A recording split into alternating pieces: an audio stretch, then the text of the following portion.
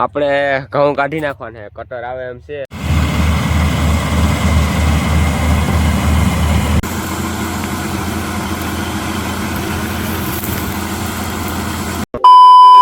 જય શ્રી રામ, જય દ્વારકાધીશ ડાયરાને જોવો આપણે વાડી આવી ગયા છે। ફૂલ તડકો છે, જો 3 વાગ્યા એમાં લૂ હે ફૂલ।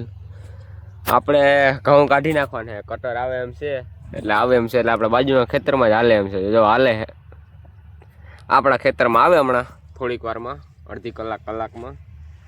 તો હાલો પછી મળીએ। હવે આજ બધી સાફ કરી નાખવાનું છે આપણું ખેતર। જોઈ લ્યો સામેના ખેતરમાં હાલે છે કટર, જે આવવાનું છે આપણે। તો હાલો આગળ જોતા રહીયો, આપણે હમણાં દેખાડું તમને બધું। જો આવા કંઈક ઘઉં છે, અહીંથી આ બધા। હાલો ઉલારવાના છે હમણાં, તો દેખાડું। બાજુમાં ખેતરમાં હાલે, થોડીક વારમાં આવે એમ છે, કલાકમાં જેટલું કાઢવાનું બાકી છે જોઈ લ્યો આ છે જેટલું, પછી આવી છે। તો હાલો મળીએ હવે આવે પછી જ। તો મિત્રો જો હમણાં આવે એમ છે, હવે જોઈ લ્યો એક ક્યારો વાઢવો પડ્યો, કારણ કે પછી આવા ગાજર ને બધી છે એ લેવાઈ જાય ખોટે ખોટું। હમણાં આવે એમ છે, તો હાલો હવે પછી જ મળીએ। આવે પછી આપણે માથે ચડી જવાનું છે આવે એટલે।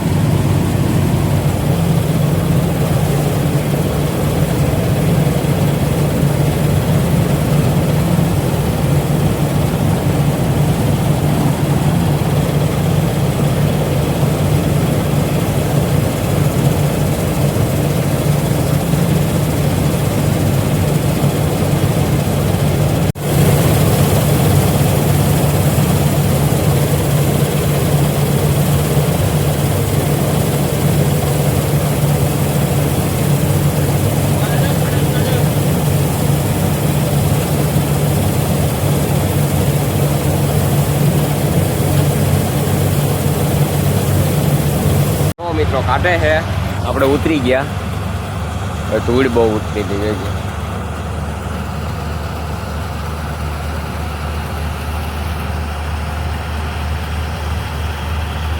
હવે નીકળી જાય પછી દેખાડું। હવે ધૂળ બહુ આખું મોટું બધું ભરાઈ ગયું, ખંજર ઉપાડી ગયા, આખા વાળ બાળને રેડી કરી દીધા।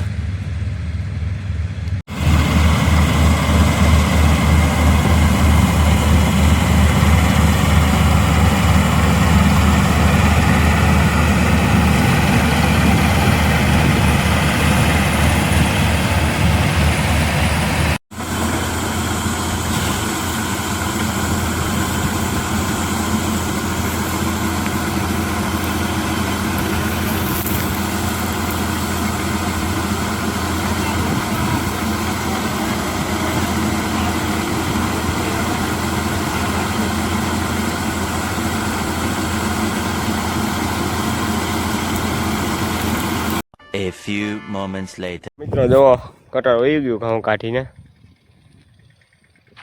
આમ જાય જ છે। જો આપણે ઘઉં ભરાઈને બધું, ચાલો હવે નીકળીએ ઘર સાઈડ, પછી મળીએ। હવે નિરાયતે ઘરે જઈને નાહી ધોઈને ખંજવર ઉપાડી દીધી આખા શરીરમાં।